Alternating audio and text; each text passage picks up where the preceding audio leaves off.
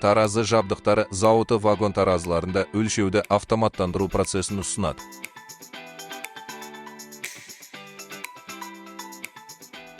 Орнатқаннан кейін жүйе статикалық және динамикалық режимде өлшеуге мүмкіндік береді.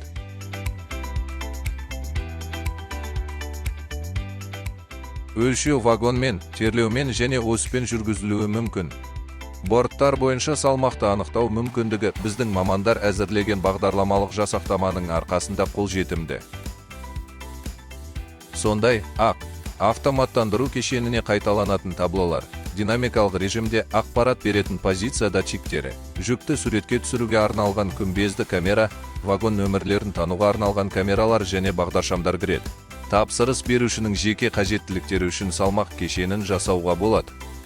Біздің бағдарламалық жасақтама деректерді шығарады, планшет жүк тиегіш кабинасында орнатылған.